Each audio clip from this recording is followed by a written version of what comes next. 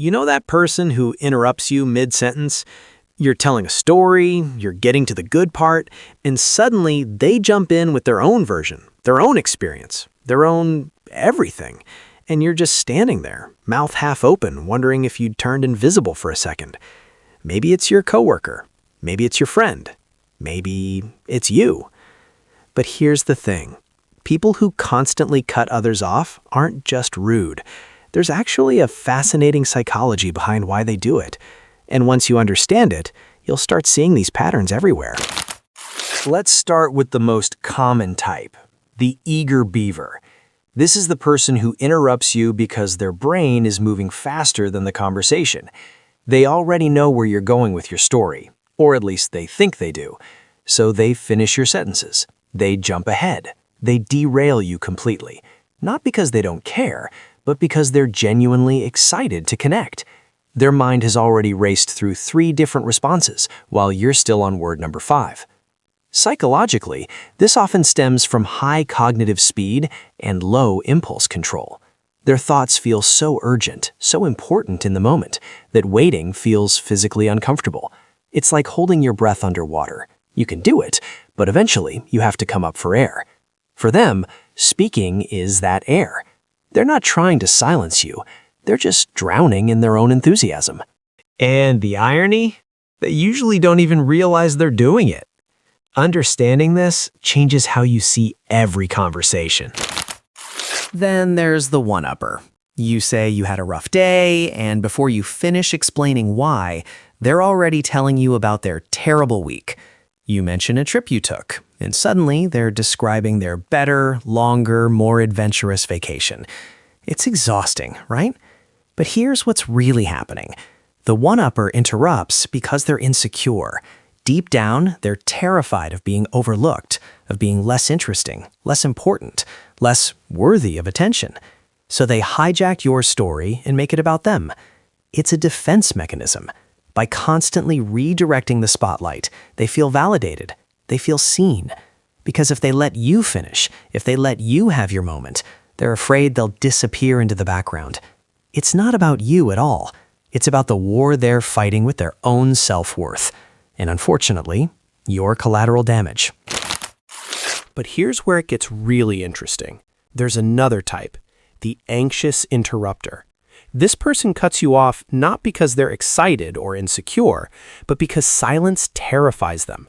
Pauses in conversation feel like black holes, like something bad is about to happen if they don't fill the space immediately. So they talk over you, not to dominate, but to survive. Psychologically, this often links back to childhood. Maybe they grew up in a household where silence meant tension, where quiet moments were followed by arguments or disappointment.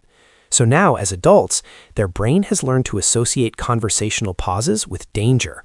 Interrupting becomes a reflex, a way to keep things light, keep things moving, keep the peace.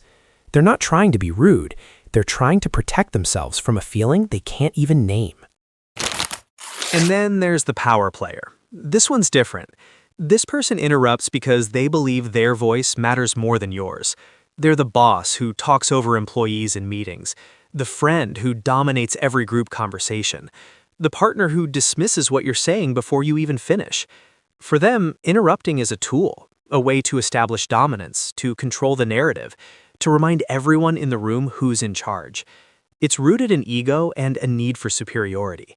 They've learned, consciously or not, that the loudest voice wins, that whoever talks the most controls the story, and they're not about to let you take that control away from them. The scary part? They often don't see it as interrupting. They see it as leading, as contributing, as simply being more important. Now, here's the twist. Sometimes people interrupt because they're deeply empathetic. Sounds contradictory, right? But think about it. You're upset, you're explaining something painful, and they jump in with, "Oh my God, I totally understand. That happened to me too." They're not trying to steal your moment. They're trying to show you that you're not alone, that they get it, that they've been there. It's misguided empathy. They think the fastest way to connect is to share their own experience immediately, to prove they understand. But what they don't realize is that sometimes people don't want solutions or shared stories. They just want to be heard. They just want someone to sit with them in their experience without turning it into a comparison. The empathetic interrupter has good intentions, but impact matters more than intent. So, which one are you? Or maybe you recognize all of these in different people in your life. Maybe you've been on both sides, the interrupter and the interrupted. Because here's the truth. We all do it sometimes. We all get caught up in our own heads, our own stories, our own need to be heard. But awareness changes everything. Once you notice the pattern, once you understand the psychology behind it, you can start to catch yourself. You can pause. You can listen. You can give someone the space to finish their thought. And that small act of restraint, that might be one of the most powerful things you can do in any relationship. So tell me, which type resonated with you the most? Have you noticed these patterns in yourself or someone close to you? Drop a comment. Let's keep this conversation going. Because understanding why we do what we do, that's the first step to doing better.